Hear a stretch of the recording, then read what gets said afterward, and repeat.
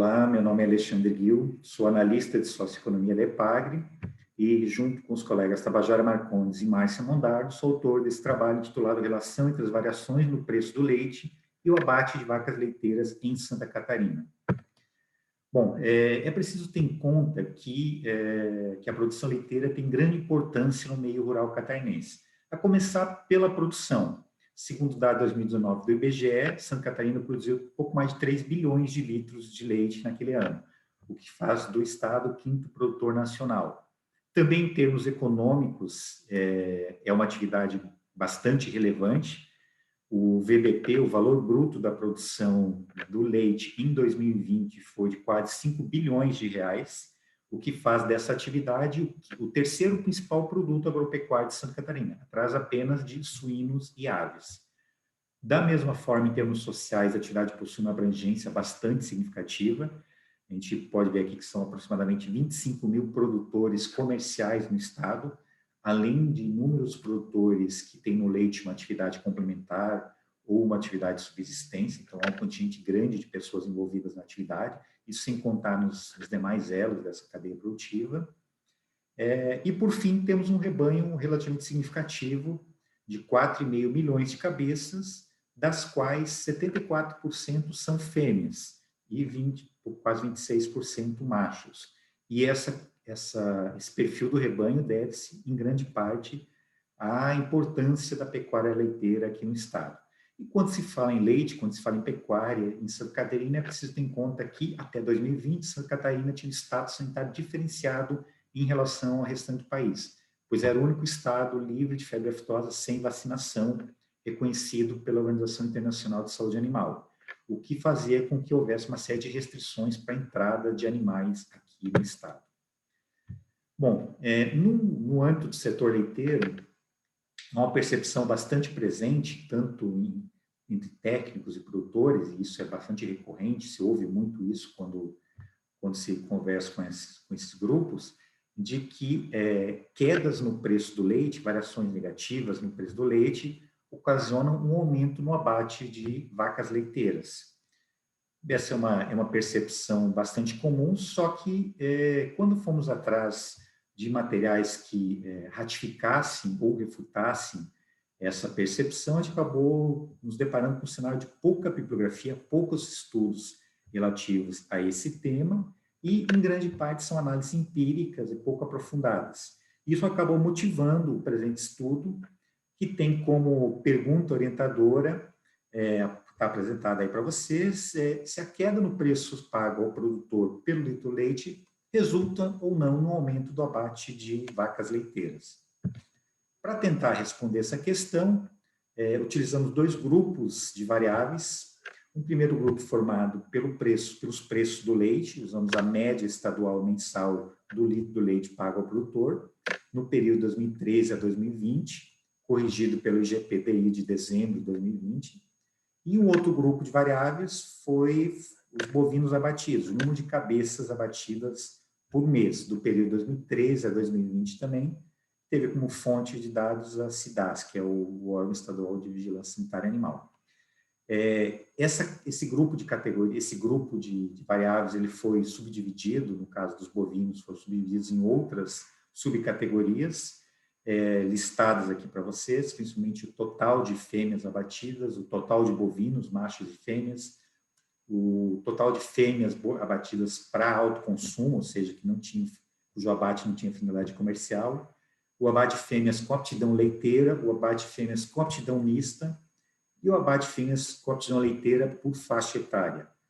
E essas variáveis buscou-se identificar a correlação entre as variáveis através do cálculo dos coeficientes de correlação de Pearson. Bem, o que se obteve como resultado desses cálculos foi que apenas duas categorias mostraram correlação, mostraram a existência de correlação ao nível de significância de 99%,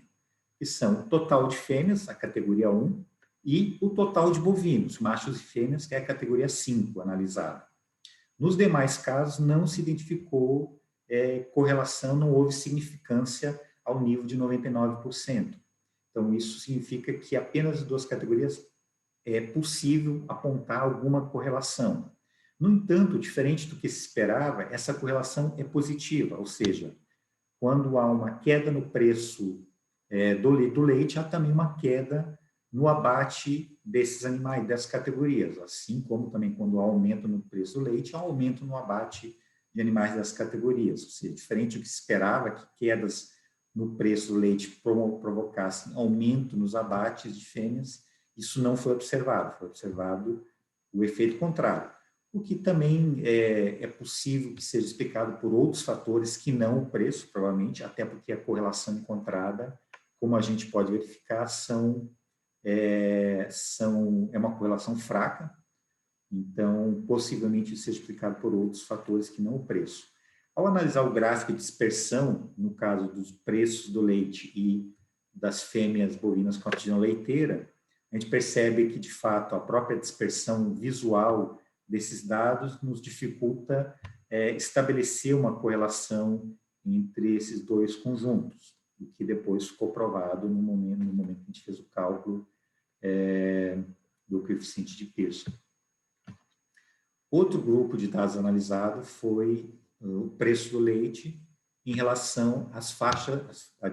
diferentes faixas etárias de fêmeas com aptidão leiteira. A gente queria saber, bom, a diferença entre as diversas faixas etárias de animais, e o que se verificou é que não, na verdade, nenhuma das faixas etárias se encontrou correlação ao nível de 99%, ou seja, não foi possível estabelecer uma relação também fazendo uma divisão por faixas etárias. Ao analisar a evolução dos preços do leite, percebe-se que há flutuações nesses preços, tanto preços nominais quanto corrigidos, mas que essas flutuações são sazonais e que, no decorrer do tempo, há uma tendência de aumento. Não se percebe nenhuma variação, nenhuma queda estrutural, nenhuma variação estrutural no preço do leite nesse período analisado, que também ajuda a explicar essa a inexistência de correlação. Bom, conclusões, então. As correlações são fracas, foram encontradas correlações fracas entre o preço do leite e o número total de fêmeas abatidas e o número total de bovinos. Contudo, considerando os valores de R e a dinâmica desse setor, provavelmente não há uma relação direta entre essas duas variáveis, possivelmente é outro fator que está interferindo nessa correlação, nesse cenário. É preciso levar em conta que a maioria dos produtores catarinenses são especializados, os produtores comerciais são especializados, investem na atividade, ou seja, os animais têm um elevado custo e, portanto, variações sazonais, ou mesmo que sejam um pouquinho mais longas do que em determinados períodos, não são suficientes para fazer com que os produtores se desfaçam desse patrimônio. E a pecuária leiteira é uma atividade de expansão em Santa Catarina, faz com que muitas vezes os produtores, ao se desfazer dos animais, vendam esses animais para outros produtores, ao invés de destinarem para o abate. E, por fim, sugere-se a realização de estudos adicionais com faixas etárias maiores, animais acima de 60 ou 72 meses, mais próximos da idade de descarte, talvez se encontre alguma correlação nesse grupo. Obrigado.